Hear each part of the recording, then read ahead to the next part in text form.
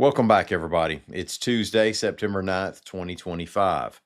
Born on this date in 1934, playwright and poet Sancha Sanchez of Birmingham. She eventually moved to Harlem and became a big player in the Black Arts movement of the 1960s and 70s. Today, we have a new credit score study, APT layoffs, and some CMA nominations. My name's Ike Morgan, and we're down in Alabama.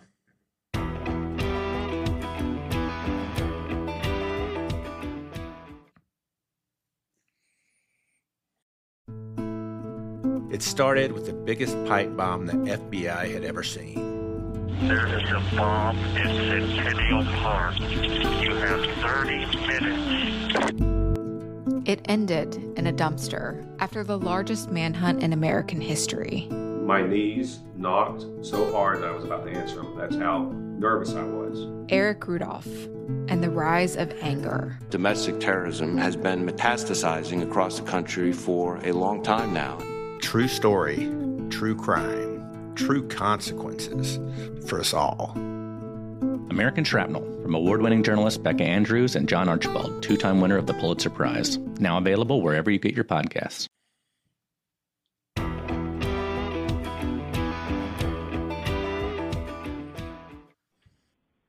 Hey, I'm talking about the football movies. I don't know if you covered or mentioned the greatest football movie ever made.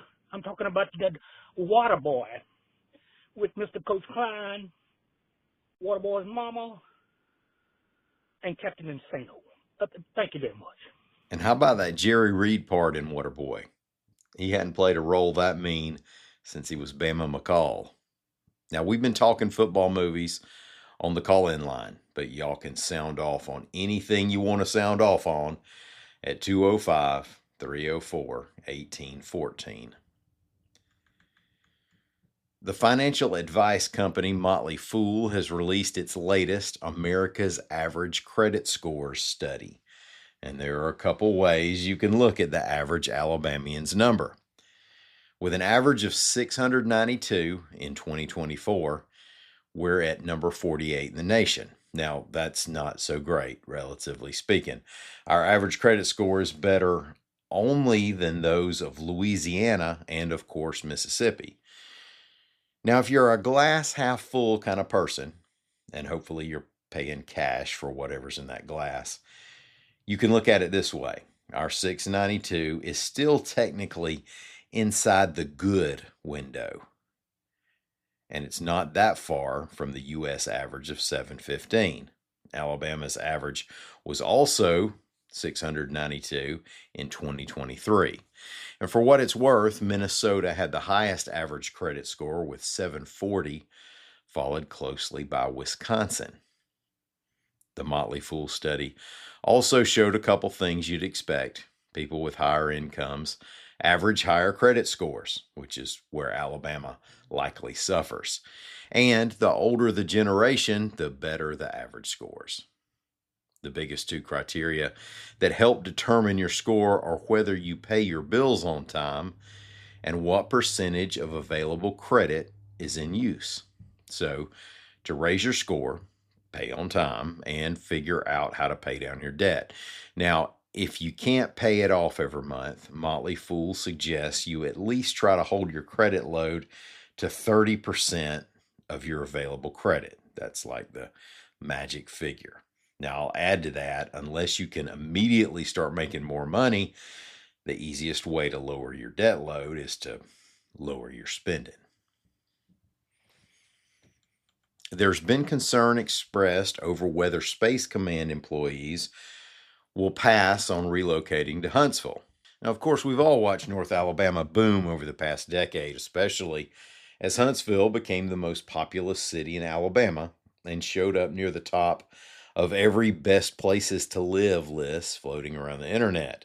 Still, reports AL.com Scott Turner, an Inspector General report from Spacecom earlier this year predicted that up to 1,000 civilian staffers, contractors, and reservists wouldn't make the move from Colorado Springs. Now, Huntsville Mayor Tommy Battles heard this song before. He said he was told during the Army Material Command's 2005 relocation to Redstone Arsenal that few workers would move from D.C. However, about half the workforce did decide to move down here. Battle expects the same with Spacecom. Using Battle's estimate of 1,400 direct Spacecom jobs being moved to Redstone, that would mean there would still be around 700 jobs to fill, which can also be seen as an opportunity for folks who already live in the area.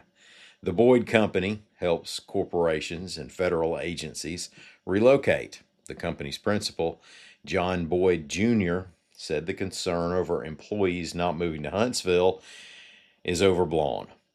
Quote, given the significant cost of living advantages and the significant home affordability advantages in Huntsville versus Colorado Springs, I think this is a very desirable move. He also said, given the aerospace and the defense industry is almost double the size in Huntsville versus Colorado Springs, think about the post-enlistment employment opportunities for the roster of major employers in Huntsville. I think this will be viewed as a very attractive relocation opportunity for many. Well, Alabama Public Television has laid off 15% of its workforce, reports AL.com's Megan Plotka. Now, that's 11 employees, including 4 members of the documentary production team and 4 education staff members. This summer, Congress cut $9 billion in funding to the Corporation for Public Broadcasting. That group distributes funds to local NPR stations and PBS channels. It means that APT lost more than $2.8 million in restricted and unrestricted grant funding. A couple of Alabama country music singers are nominated for an armload of CMA awards, reports AL.com's Lawrence Specker. Ella Langley of Hope Hull is up for 6.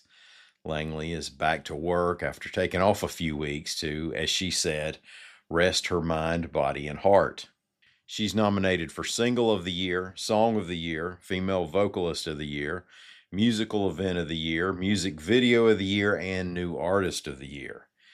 Now, the song that's up for Single, Song, and Music Video is You Look Like You Love Me, the duet she did with Riley Green.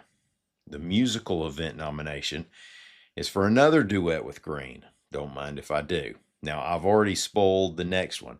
Green, who's from Jacksonville, Alabama, is up for the 4 awards with Langley. Also representing Alabama are 2 acts up for Vocal Group of the Year, Mobile's Red Clay Strays and Little Big Town. Now, if you don't remember, Little Big Town includes members who met at Samford University, including Jimmy Westbrook of Summerton. Well, thank y'all so much for listening to us. We're going to be back here in the morning. As always, y'all come by and see us anytime you want to on the World Wide Web at AL.com.